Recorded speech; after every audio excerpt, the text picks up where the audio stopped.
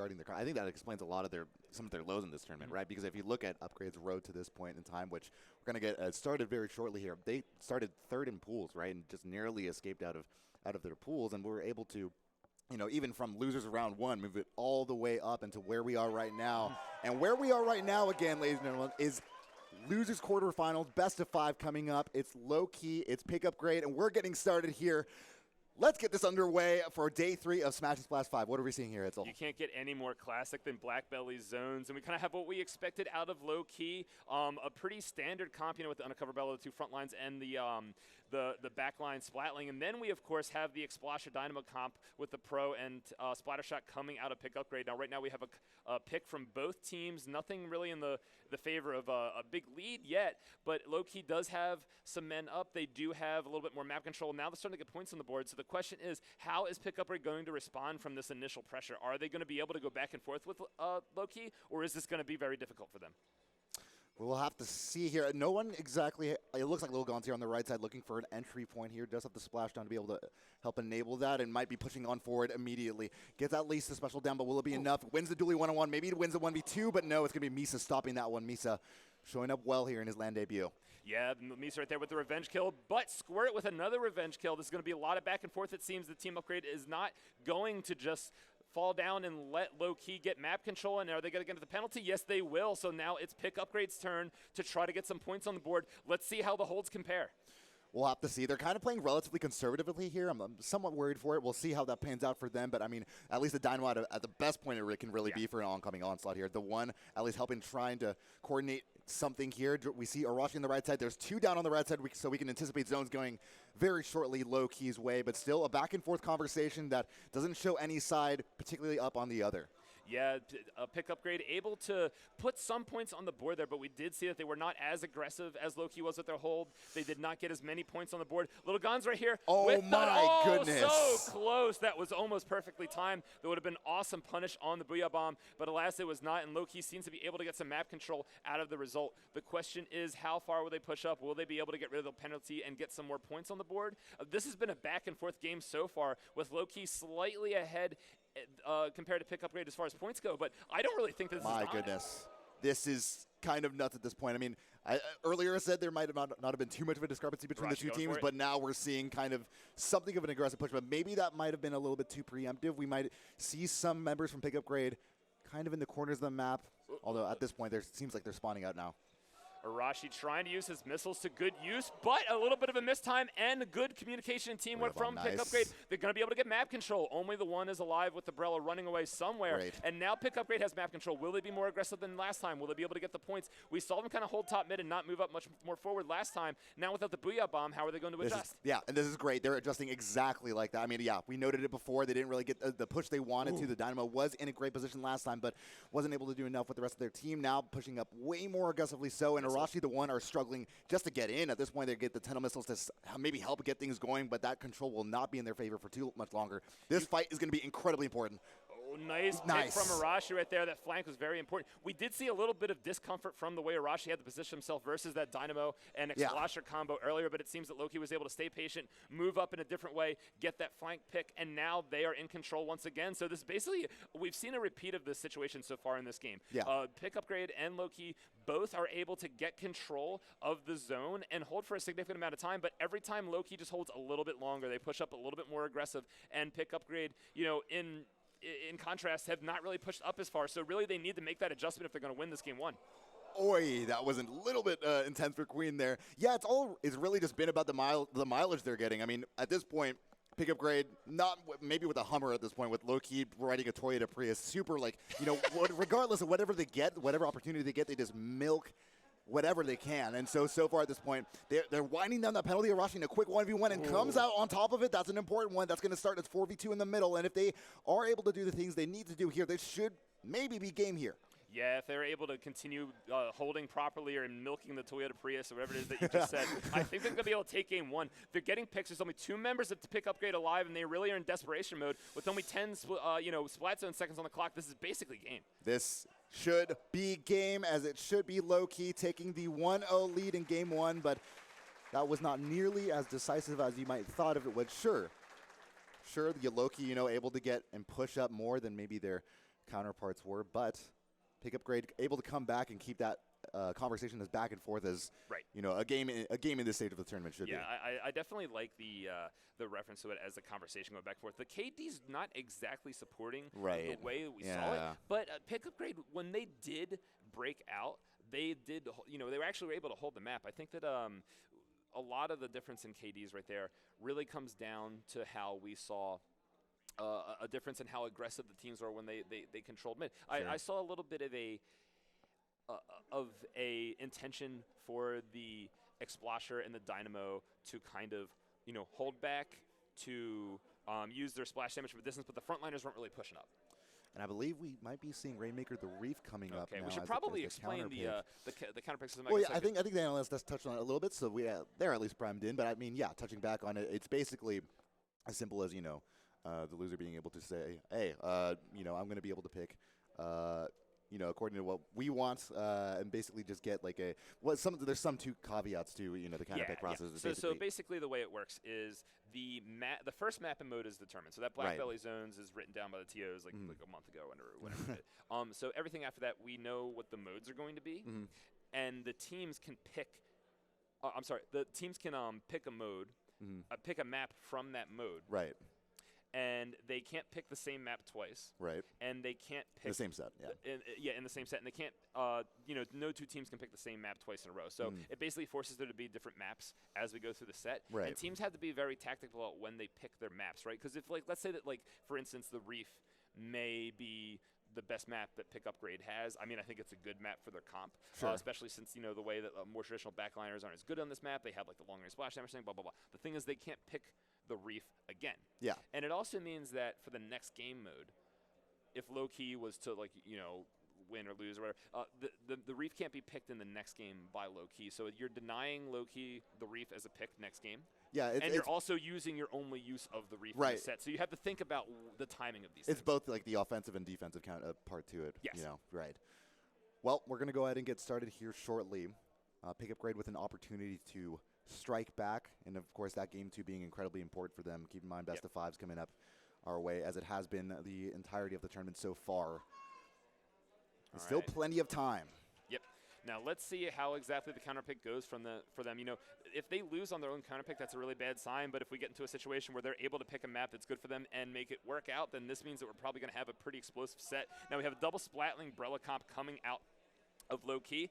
I don't know how much the Brella is going to work out for Lowkey compared to the way it normally does. We've been seeing Brellas in general actually this tournament do a lot of work against these quad shooter comps, but that's the opposite of what this PICKUPgrade comp is. The Brella might have a lot of trouble with all the explosives, all the longer range stuff, all the high damage on its shield, but it seems like that's not the case. Lowkey able to get a lot of picks. They're starting to move the Rainmaker, and they might get a lot of points on the board early. Okay. No, that Toxic Mist might have played a huge part in being able to stop that push too, but we'll have to see. I mean, this Dynamo's going to be important. Can you come up, score it? Unfortunately, not just yet.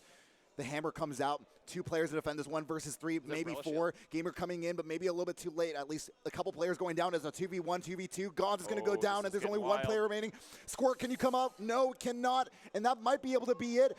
No, just barely missing that one. And thanks to, I believe, lag there, we'll be able to stop that for now. And Misa trying to have a round 2 attempt. Queen says absolutely not. All right, Lowkey should not be able to continue pushing. All right, the one going to get taken out there. I don't know if there are any jumps in tow, but I think that this is going to be cleaned up. Pick it up and go, guys. Now, of course, this is Rainmaker. There is plenty of time on the clock. If there's a mode where you would choose to have the enemy get an early lead, of course, it's Rainmaker. You can easily get a knockout, but man, getting an actual knockout, having to get it past 1, it's a little bit of a tall order, but PICKUPgrade, of course, is a lot of strong players. They should be able to do it, but they really need to make sure that they don't lose patience. We saw a lot of kind of diving down into the enemy, a little bit of desperation in that defense, and I don't think it was necessarily, especially from things like the Explasher and the Dynamo. It should be the frontliners that take those risks. We'll see if they make that adjustment, because in order to get the knockout against Lowkey, they're going to have to.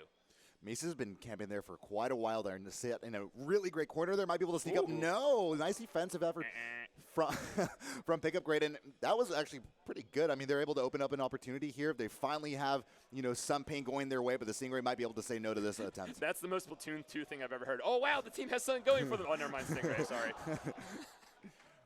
Let's see, Gamer here being the one to say no this time around. But, I mean, that being said, Gamer's somewhat trapped in his part of the map there.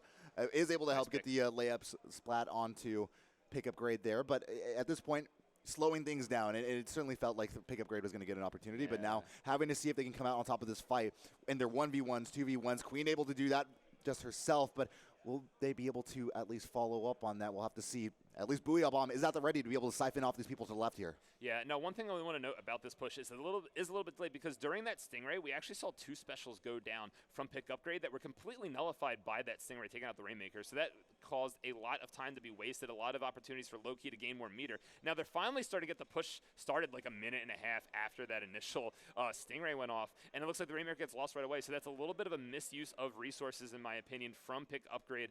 They're going to have to, again, they can't make these kinds of mistakes at this part in the bracket, especially not versus Lowkey. Lowkey, like we talked about, is definitely a team that's capable of winning the whole tournament, so you can't make those mistakes. Oh, and they have the Stingray going their way too, so they might be able to make this tough for PICKUPgrade to even get their hands on this one.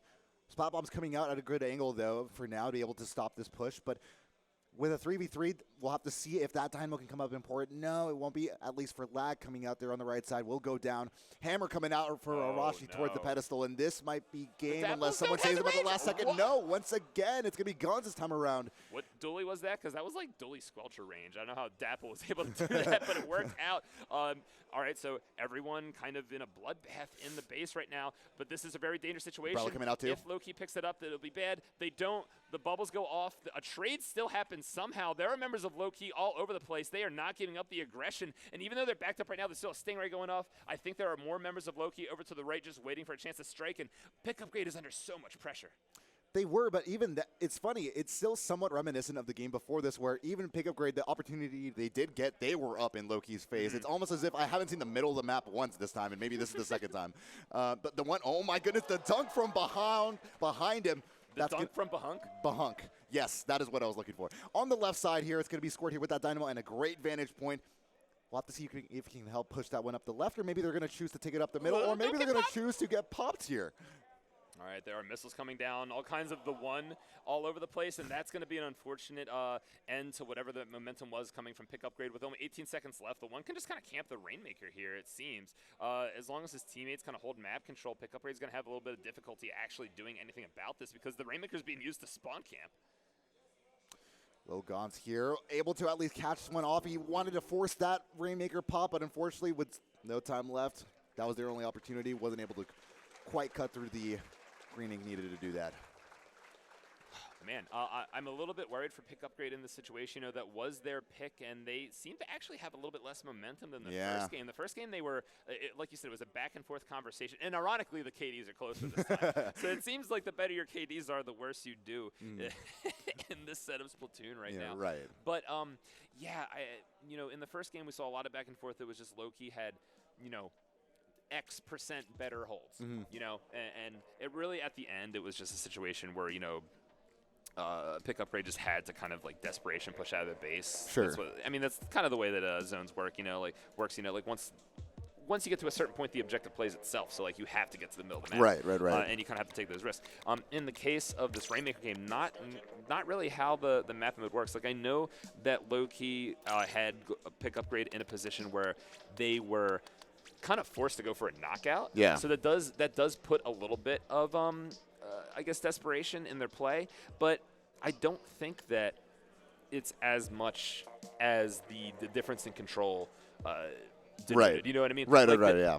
Like it seemed like PICKUPgrade kind of had more time to think, more time to just put their plays together, and it ended up working out less for them on their own pick. So maybe they kind of misjudged how their weapons would work against Lowkey. Maybe it was just, you know, they got Rainmakered, you know, that the Rainmaker got pushed to like a knockout position at the beginning of the game, and they just had to play weird. But again, it happened later in the game, so I don't know how much of that is an excuse. Yeah, I would say it factored in a little bit to it. It can be like a bullet point among the list of reasons, but not maybe the more comprehensive reason behind it.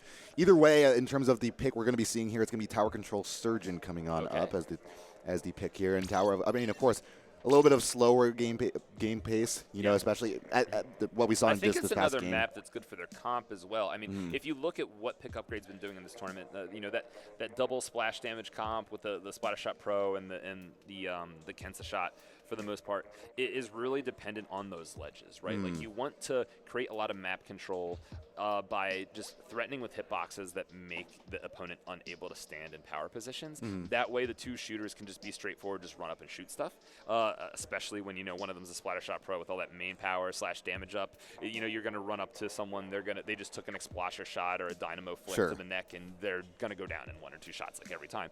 So this pick is good for them.